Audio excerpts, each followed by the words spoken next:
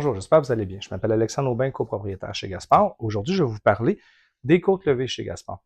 En fait, les côtes levées chez Gaspard, on a deux types de côtes levées. On a les crues, puis on a les demi qui sont pré-cuits, qu'on avait destinés à la restauration. L'objectif, c'était de faire quelque chose d'assez caméléon, qu'on peut mettre n'importe quel type de sauce, que ce soit sucré, salé ou peu importe. On fait juste mettre un rub d'épices dessus, très simple, pour laisser place à votre imagination. Fait que vous pouvez aller dans tous les sens avec ça. Il n'y aurait pas de problème, ça va être caméléon. Fait que ceux qui voient, en passant, dans les sacs, ce que vous voyez, c'est un jus de cuisson. Et le gras de cuisson, ce n'est pas une sauce. Fait que si vous êtes type sauce, il faut ajouter une sauce durant votre cuisson pour arriver à vos objectifs à vous.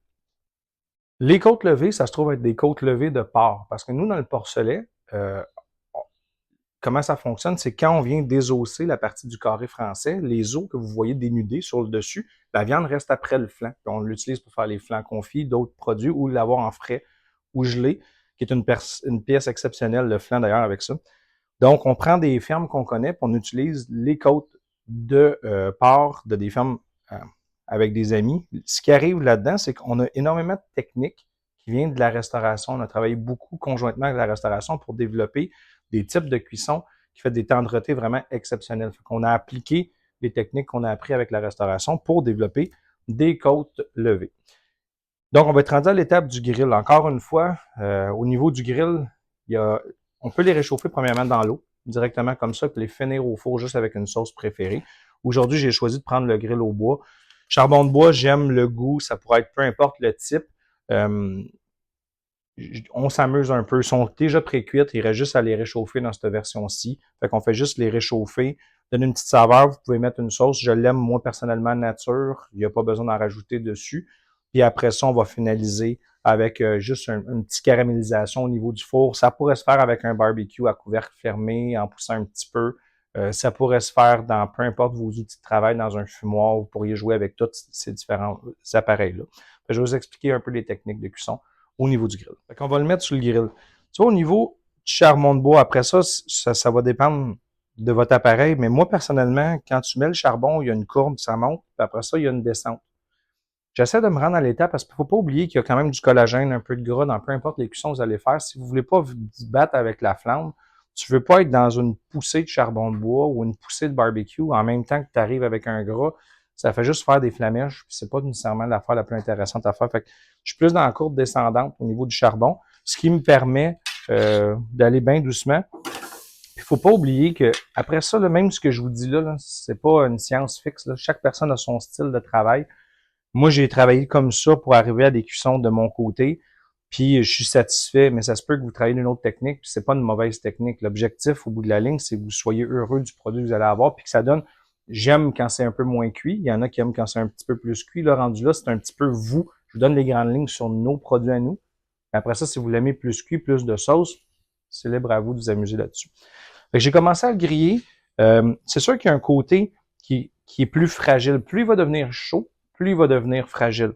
Fait que personnellement, je trouve que cette partie-ci qui est bombée par le dessus est plus fragile. Fait que je vais le réchauffer au début, un petit peu par en bas, parce que le temps qu'il se réchauffe, plus ça va être chaud, plus, surtout lui, il est cuit, plus ça va commencer à vouloir retomber moelleux, puis ça va être plus facile à se détacher de l'os, tandis qu'en dessous, la structure est encore là, fait que ça permet de maintenir le morceau. Fait que je vais commencer par le griller un petit peu.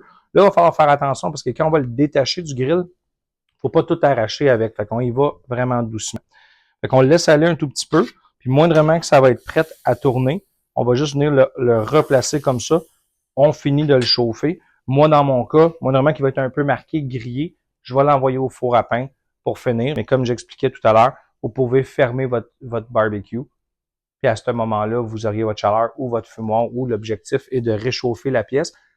Puis selon votre finition, sauce ou pas, ou juste nature, si t'es de nature, puis tu cuis ultra le dessus, mais ça va être un petit peu plus sec. Fait que c'est vraiment juste un jeu de texture, puis là, ça vous appartient. Fait que on serait rendu à l'étape où ce que je l'ai marqué sur le dessus et on est rendu à l'étape de juste le finaliser au four. J'ai lâché un petit peu plus vite, je l'ai pas trop marqué parce que dans le cas où le four est assez puissant dans mon cas, ça va caraméliser par lui-même. Fait que il y a un peu un jeu selon vos outils de travail. Fait que je fais juste le prendre, je le mets, je le laisse se terminer bien doucement. À cette étape-là, vous auriez pu mettre votre sauce préférée, vous auriez pu faire ce que vous voulez. Il y a pas, c'est vraiment rendu au goût, là. On va le laisser chauffer. Et après ça, quand il est caramélisé, vu que celui-là, c'est le pré-cuit, il est juste à réchauffer, tout est parfait. La côte levée est prête. Tu sais, à ce moment-là, on s'entend, la côte levée était déjà pré-cuite. C'était juste de la réchauffer. Fait que il n'y a pas de problème. J'aime quand même le petit volet caramélisation. Puis on va juste le laisser reposer. C'est le fun dans qu'est-ce que ça donne. Là. Ça donne juste un petit côté pour où ce que, en détendant ta viande, tu deviens plus tendre, c'est plus agréable à déguster par après. Fait on va attendre un petit peu, un petit temps de repos, puis après ça, on est prêt à déguster. Fait que le repos est fait. En fait, on va juste, à cette étape-là, je l'ai laissé, comme je vous expliquais, il n'y a pas de sauce dessus. Mais à ce moment-là, c'est vraiment juste le plaisir de couper entre les os, arriver, puis juste manger une belle côte levée. C'est vraiment génial à ce niveau-là. T'as une belle viande dessus. Elle est ultra moelleuse, elle se décolle toute seule de l'os. T'as pas de. Mais elle se tient encore. Fait que c'est vraiment génial. Bon appétit.